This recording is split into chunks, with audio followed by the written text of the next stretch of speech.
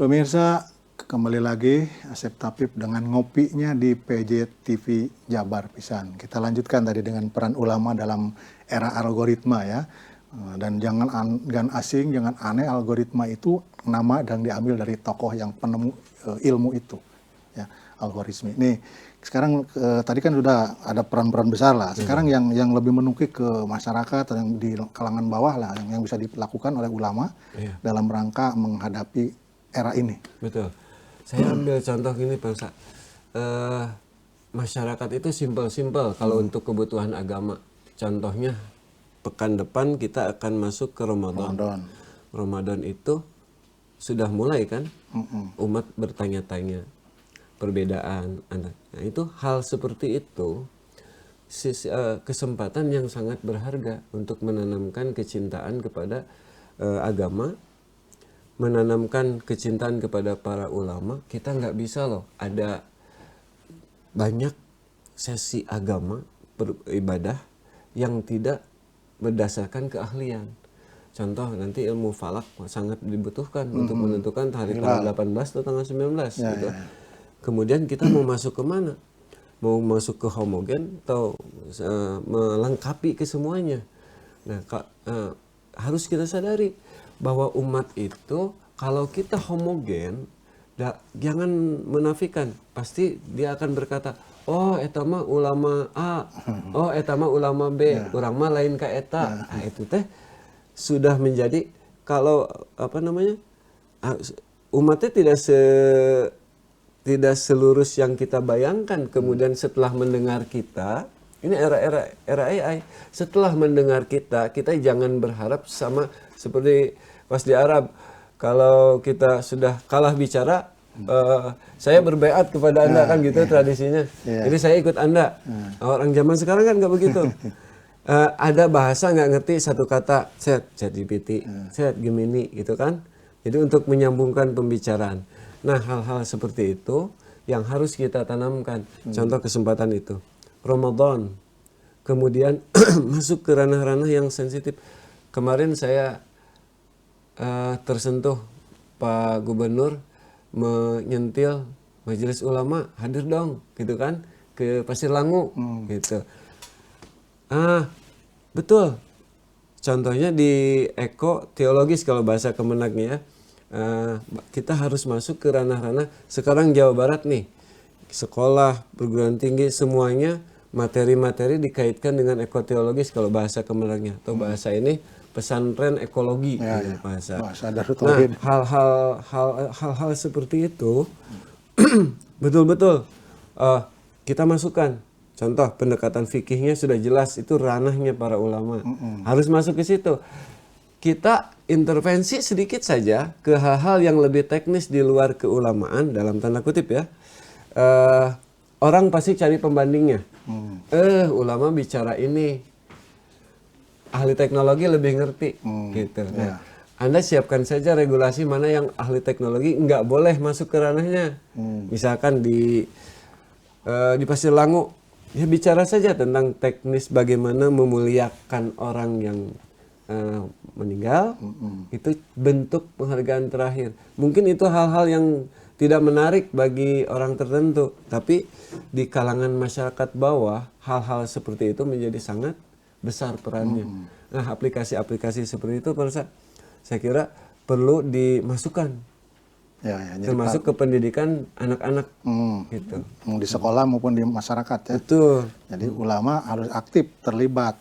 Harus aktif. Sesuai dengan kapasitas dan kondisi. Kondisi harus up to date. Up to date. Jadi kita nggak bisa mengandalkan hanya membade ceramah, tema ya setahunun terus yuk gitu ya.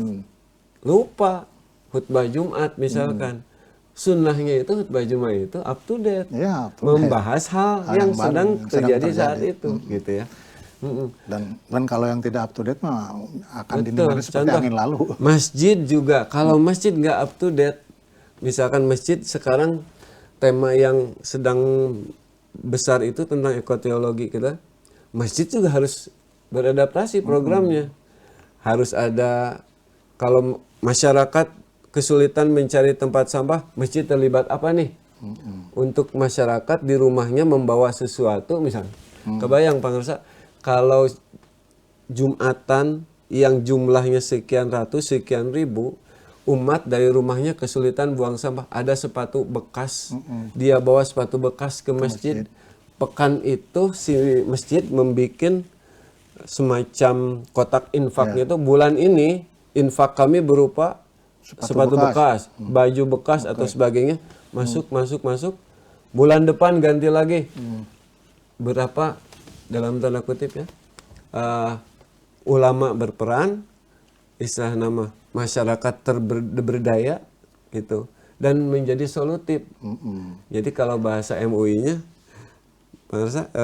MUI itu ulama itu harus menjadi khodimul ummah, himayatul ummah, shadiqul hukumah. Shadiqul hukumah itu bukan selalu harus membetulkan apa yang dilakukan pemerintah, menjadi mitra terdepan. Karena sekarang pemerintah tidak bisa berdiri sendiri. Iya. Oke. Memang tidak bisa berdiri sendiri, tidak mungkin berdiri ya. sendiri. Dan memang pemerintah berani melawan umat agak berbahaya. Karena sebagai umaro ya harus kerjasama dengan ulama. Apalagi kalau hubungan internasional, apalagi berkaitan dengan Palestina dan Israel.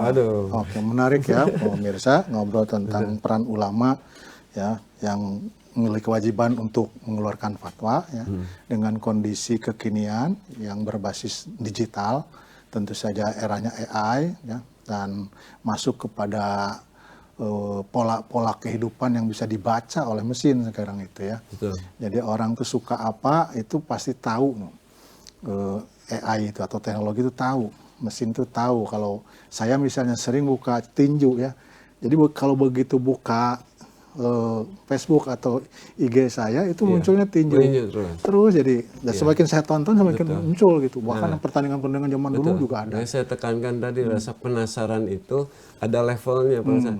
Jadi kalau kita muter karena scrolling itu sekian lah, tapi yang lebih dahsyat lagi yang mencari, kita ngeklik di Google pencarian misalkan hukum ulama atau fatwa ulama tentang ekologi, maka itu lebih kuat pengaruhnya ke algoritma kita kalau mencari dengan beberapa pengetikan. Oke. Jadi tergantung prompt kita ya, mintanya apa ya.